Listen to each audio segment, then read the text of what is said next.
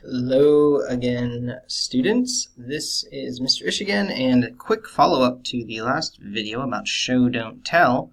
In this one, I want to talk to you about revising for organization. Now, a lot of people get confused when it comes to how to organize an essay. Should I put my details in order of in like chronological order, in order of importance, in whatever. They're looking for a magic bullet that says, this is the best way to organize your essay. Well, the answer is that there's no magic bullet. And anyone who tries to tell you that there's a perfect way to organize every essay is a snake oil salesman. What a real writer does is they work and rework their writing until it makes the most sense for their audience. And so I want to show you something I just did, a little experiment I did, something I do often, and something I really, really, really, really encourage you to do when you're revising your own writing. So here's the example I just wrote for you in the last video. And in the meantime, what I did was I decided, let's take one detail from here and one detail that's not at the beginning and start with that instead. And so what I did was I decided to take this detail here about Mr. Ish's energetic discussion. And instead of having that at the end, I decided let's start my description there and see where it takes me. And then a lot of the details that I ended up writing were the same from the last one. But through the revision process, as I was writing fresh, new ideas came to mind, so I added them. So what I think that I came up with is a piece of writing that not only is organized in a more interesting, more captivating sequence, but also one that has a little bit more showing detail and details that make a little bit more sense with the feel I'm going for. So I just want to read this to you, and you can compare it to what we read in the last video. Mr. Ish's energetic presentation about the beauty of sentence fluency was lost on me as a dump truck full of snow emptied itself upon me, burying my body, from my cheap Target loafers to my shaved, graying head. This room is cold.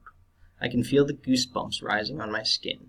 Like 1,000 frozen ants, they crawl up my arms and down my spine, numbing every inch of my being that really, really, really wants to be productive today.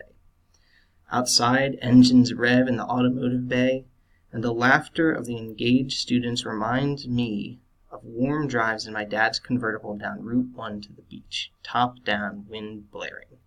Dreams of hot summer days are dashed as I'm drawn back to the reality of this cold, dreary classroom. The engine's purr is drowned out by that all too familiar sound. The AC has just kicked on again. Okay, so you can see very similar details as to the previous example. Some are expanded upon, some new ones are added.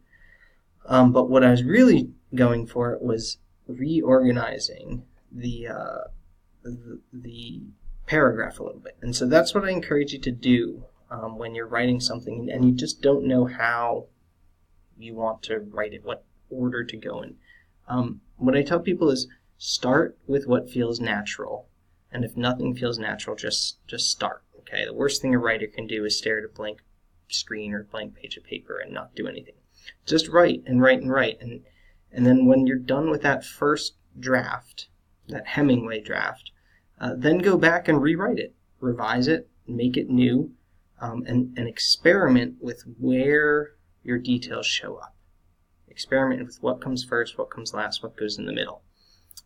Experiment with chronological order or an order based on the types of details you're describing or an order based on what you think is most important. Experiment and then choose the one that you like the best.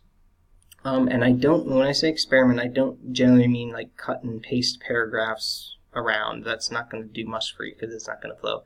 I mean rewrite from scratch. It's a very common thing for a writer to throw out a paragraph and rewrite it, or to throw out an entire essay even and rewrite it. The only thing that can happen generally is that your writing gets better because you come up with new ideas and you rework every single thing in your head as you're writing. So, to recap There's no one right way to organize an essay. Anyone who tries to sell you one is a shamster and doesn't know much about writing. And the real goal is to experiment and to find what works best for your purpose and your audience and the topic you're trying to convey. All right, thanks. I hope you found this informative.